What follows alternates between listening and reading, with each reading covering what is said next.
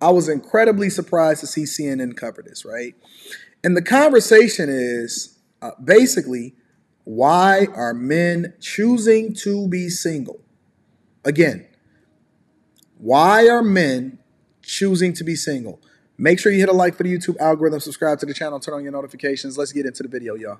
Last week, I delved here into recent data from the CDC suggesting major problems with regard to the mental health of our adolescents, surges in depression and suicidal ideation, especially true for our girls.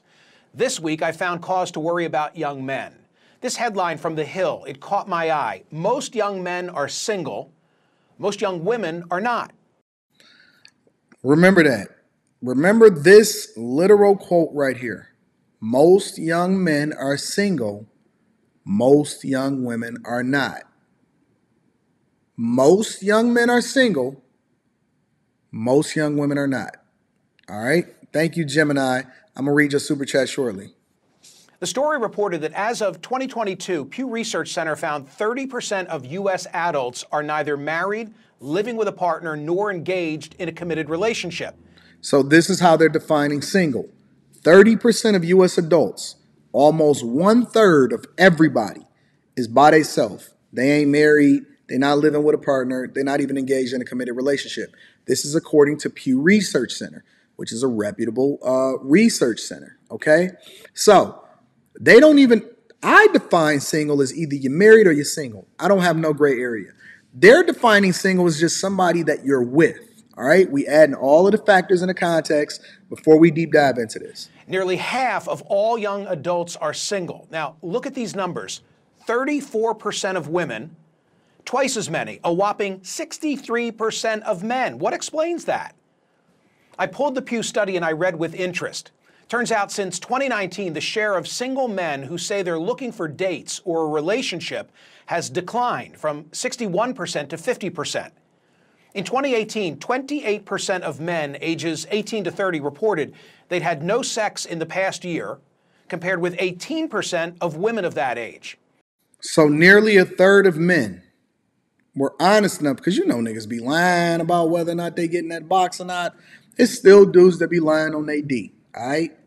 28% of men, almost 1/3 of all of the men that they've researched, all of the men, and this is the Pew Research Center, is saying that they have not had sex within the past year. And these ain't inmates either. These is regular, everyday adults that's outside. Let's continue. The Hill report said men in their 20s are more likely than women in their 20s to be romantically uninvolved, sexually dormant, friendless, and lonely. They stand at the vanguard of an epidemic of declining marriage, sexuality, and relationships that afflicts all of young America. Among the causes, among the factors, a reliance on social media and online porn. Can we stop it there and just mine this out?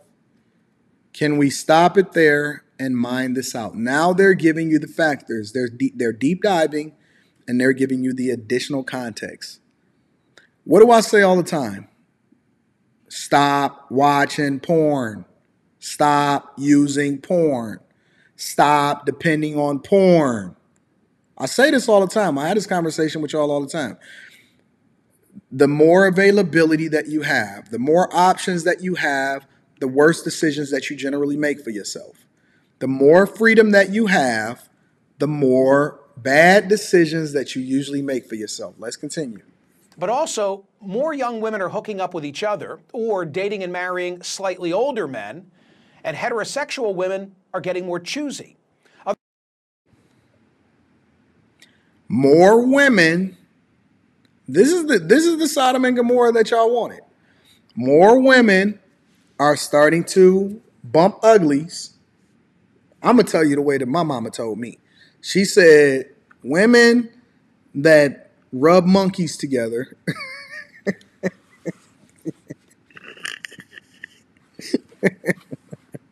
She said women that rub monkeys together are bumping uglies. That's what she said. Don't get mad at me. Women that rub their monkeys together. Because I know some of y'all is out there looking like some hairy monsters. Monsters Inc. down there. You ain't a dolphin like me. You're not smooth like me, right? And so you bumping uglies. Women are bumping uglies. They're getting involved with older men. Shout out to all of the zaddies out here in these streets. They doubling up, tripling up. They decide they want to be sad chicks, and they getting more choosy. They say, listen, I'm either choosing to be by myself. I can't find the man that I want. I might bump some uglies in the meantime, and Zaddy is over here giving out the bag. He making it rain out here. All right, let's continue. Other troubling statistics about men come from a 2021 study from the Survey Center for American Life. They found the share of men who have 6 or more close friends, which in 1990 was 55%, by 2021 had shrunk by half. Meanwhile, those with literally 0 close friends, which y'all don't even have no friends no more. Y'all don't even have no friends no more. That's why y'all be sitting beefing on the internet all day, because y'all ain't got nothing better to do. Listen. When you get into it with somebody on the internet, trust me, I know. You let it fly, and then you go and you go and release. You go and get your monster mash on. It's a strong possibility almost every single time that I've gotten off of a show, and then it went bad, and I cut somebody out or I kicked somebody off. I was over there making it do what it do, baby. But y'all just be going on and on. And 3 days from now and 2 weeks from now, you still beefing with everybody that you was beefing with, and you ain't never even met these people in real life. And you are holding them down and not even making no money as a result of it. And so people ain't got no friends. They ain't getting no box. They not bumping uglies, right? Let's continue. which stood at 3% in 1990, has zoomed to 15%. An expert quoted by The Hill said this disconnect can have catastrophic consequences for young men. It does. Quote, in the worst case scenario, the young American man's social disconnect can have tragic consequences. Young men commit suicide at 4 times the rate of young women. That's correct. Younger women are largely responsible for rising rates of mass shootings, a trend that some researchers link to their growing social isolation. Listen to what he's saying, y'all. In the worst case scenario, the young American man's social disconnect can have tragic consequences. Young men commit suicide at 4 times the rate of young women. But we sitting here having conversations on a regular basis about how it is that we can empower women, how we can make women more profitable, how we can get women more money, how it is that we need to make women more black girl magic, triple minority, you a woman, you black, and you ugly. We sitting here having these conversations on a regular basis on how it is that we supposed to fix women. But in reality, if you want to look at the fall or the rise of any great society, is largely determined by how successful and how great their men are, right? And so instead of us pouring more resources into who we want to be the future leaders of our households, because I don't know any woman that, even the ones that say that they want a partner, I don't know any woman that says that she wants a weak man. I don't know one woman in the world. What they settle for is a completely different thing than what it is that they actually want. I don't know one woman that say I want a docile, weak, or emasculated man to come into my presence and take over what's going on in my household. That's not what they say.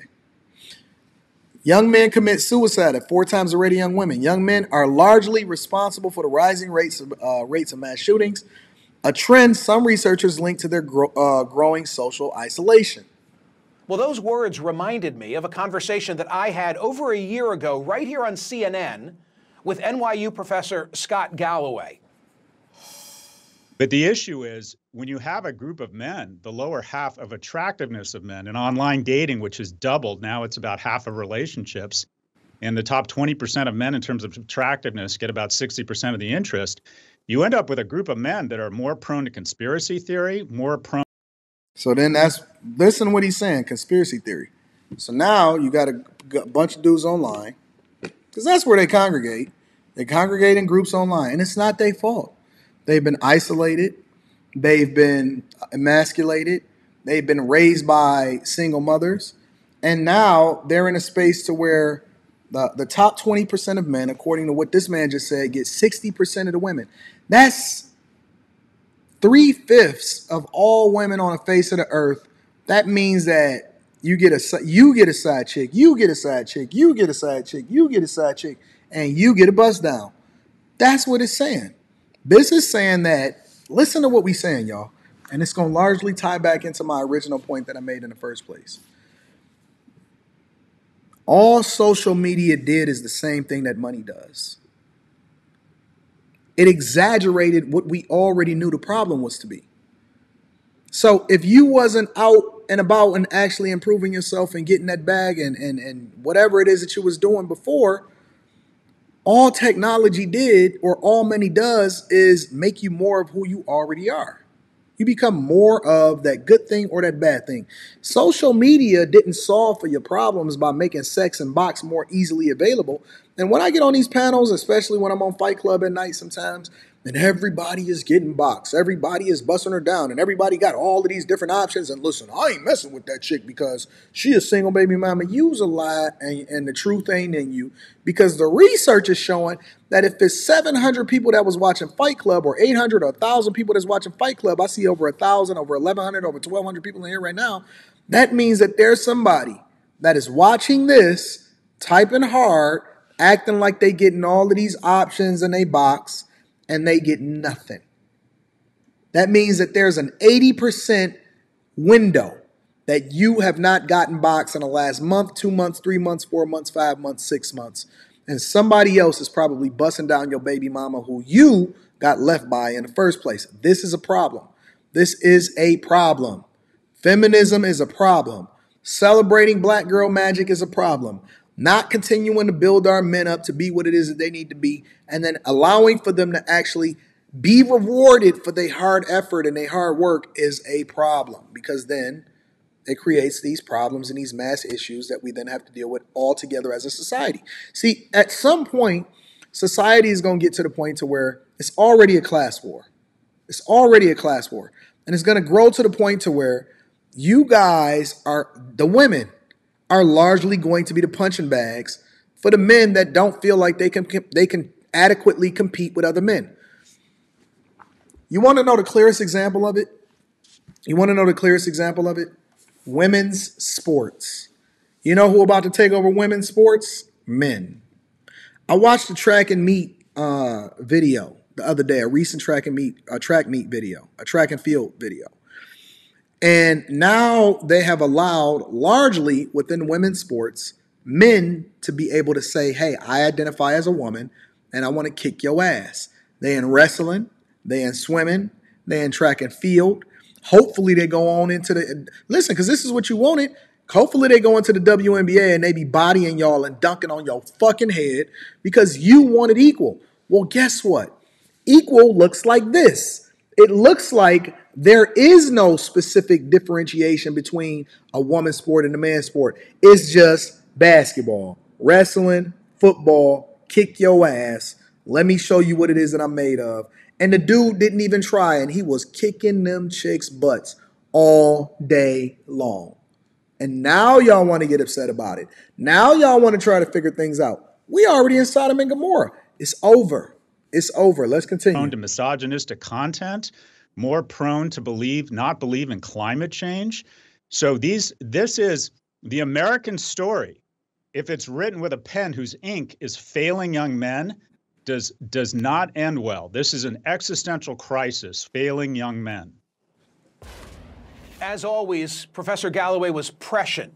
Back with me now is Scott Galloway. He's a professor of marketing at NYU Stern School of Business. He's a serial entrepreneur. He's the host of the Professor G podcast and author of multiple best-selling books, most recently, Adrift, America in 100 Charts. Scott, thanks for returning. Hasn't the advantage always been to those with the looks and or the... Hold on. Tell me that this ain't true. Grand source, New York Post article says that the SVB gave more than $73 million to Black Lives Matter movement and other money. We'll tackle that in a minute. Don't worry about it. Money, what's changed?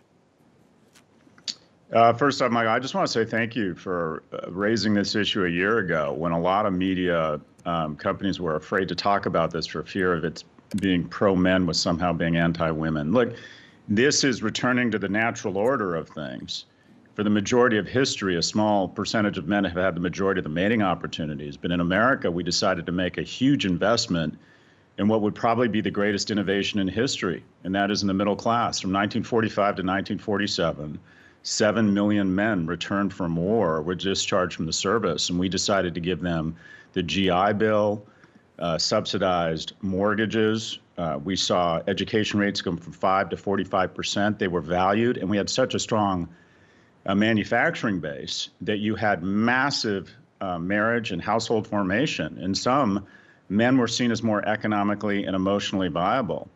And you've seen the reverse happen with the offshoring of much of our manufacturing base, with a society that quite frankly doesn't value young men. When we talk about problems with people of color or women, we see it as a systemic societal problem. When we see problems or the stats that you just mentioned, we see it as accountability, or that men just need to level up. But married households and household formation are better citizens. They vote. They save at twice the rate. They're less likely to commit crimes. And we have fewer and fewer viable men. We have a dearth of economically and emotionally viable men. But the middle class is an accident. Unless you invest in it, it doesn't happen. Eisenhower decided to invest $500 billion in a national highway project that created tons of jobs. We have, and by the way, the tax rate back then was 91%. We raised money and we redistributed in social programs that made young people more economically viable. Could you imagine a tax rate that's 91%? Could you imagine a tax rate that is 91%? For every dollar that you make, you get to take home 9 cents if you're rich. That's wild. You might as well just kill me. Because there's no way that I'm going to work extra hard in order to be able to give it over to social programs. But the point is that, because that threw me off right there. That just messed up everything. Hold on. Let me just double check that he even know what he's talking about.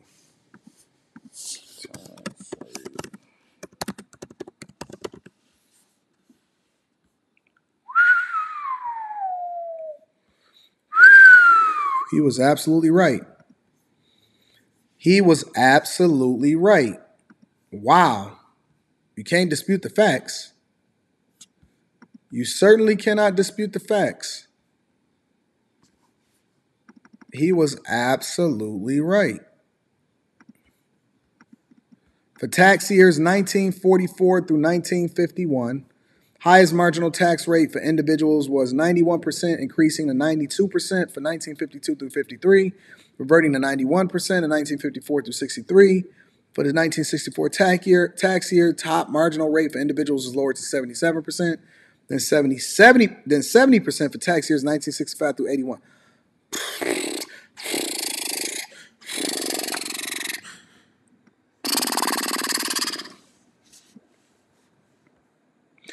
You know what this made? You know what happened as a result of this, right? All that did was made people get a lot more creative, and this is why we have a situation where Anton is having a conversation with you today based off of looking at everything from a business perspective. Because then what happened was people got more creative about how it is that they need to keep their wealth. So that marginal tax rate was based off of the idea that you as an individual would have to pay that if you met certain thresholds. Well, what people did, because this was largely after the Great Depression, and so now everything is starting to make sense.